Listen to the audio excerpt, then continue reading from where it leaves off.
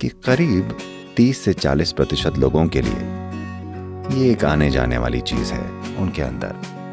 हम पैदा इसके कारण हुए हैं, पर क्या हमारा अंत भी इसके साथ होना चाहिए? सवाल ये है।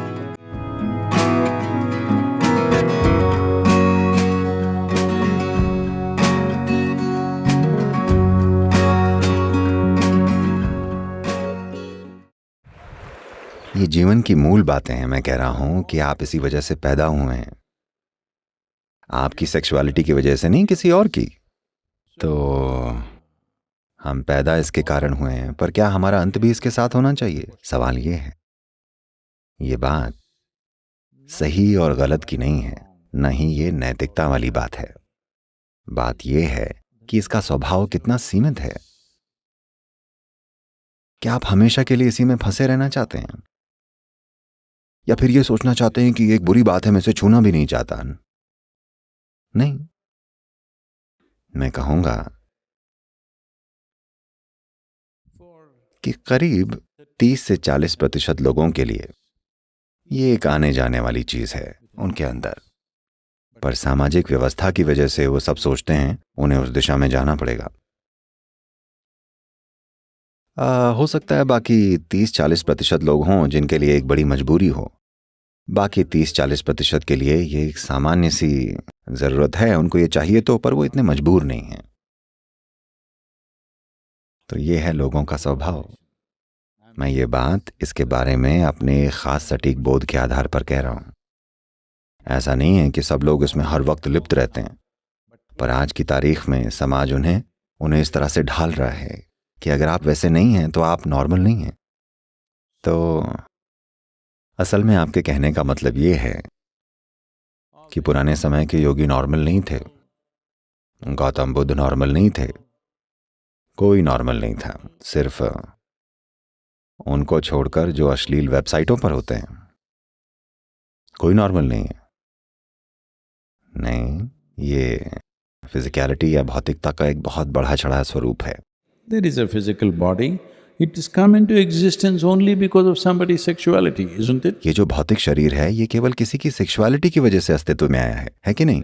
सेक्स का शरीर के एक मूल स्वभाव में होना एक बात है, पर उसका आपके दिमाग में घर कर जाना दूसरी बात है।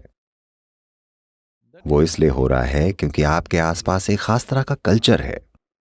ये इसलिए भी हो रहा है क्योंकि किसी ने आपको कह दिया ये पाप है, आपको इसके बारे में सोचना भी नहीं चाहिए। ये बस इतना है कि इसके लिए कुछ सभ्य तरीके होते हैं जिसके लिए हमने सामाजिक संस्थान बनाए हैं, कमिटमेंट यानी प्रतिबद्धता का एक खास स्तर बनाया है। क्योंकि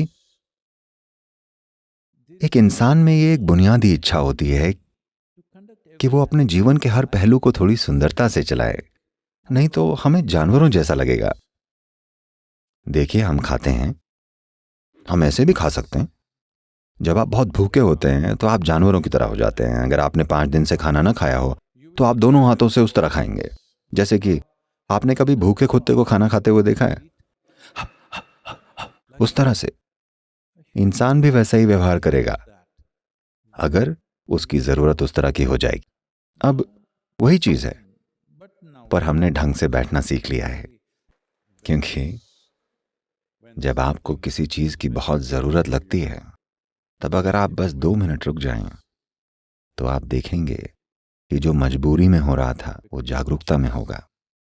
खाना, सेक्स, नींद और मृत्यु, ये 4 चीजें हैं जो मजबूर करने वाली हैं। एक मनुष्य जीवन के इन पहलुओं को भी जागरूकता से अंजाम देकर अपने आप को जानवरों से अलग साबित कर सकता है। तो पहली बात ये कि आप इसके बारे में ये सारी बकवास छोड़ दीजिए कि ये पाप है, नैतिक रूप से गलत है। मुद्दा वो नहीं है।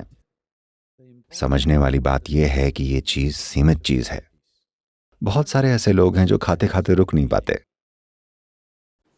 खाना खाने के बारे में एक अच्छी बात यह है कि अगर आप खाते खाते रुक नहीं पा रहे हैं तो सबको एकदम से पता चल जाता है, उनको भी जिन्होंने आपको खाते हुए देखा भी नहीं था। ऐसा ही कुछ लोगों के साथ सेक्सुअलिटी के लिए भी है। कुछ लोग होते हैं जो कहीं भी सो जाते हैं। सत्संग एक अच्छी जगह होती है।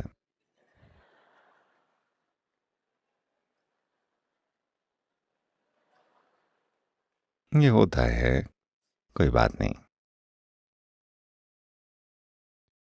तो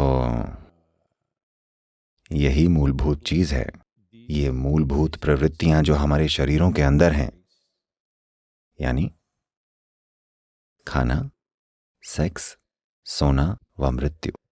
जब आप इन चारों चीजों को जागरूकता से अंजाम देते हैं, सिर्फ तभी आप मनुष्य होते हैं। मृत्यु को भी मैं कह रहा हूं, तभी आप सही मायने में मनुष्य होते हैं। नहीं तो आप एक क्रमिक विकास की गलती हैं।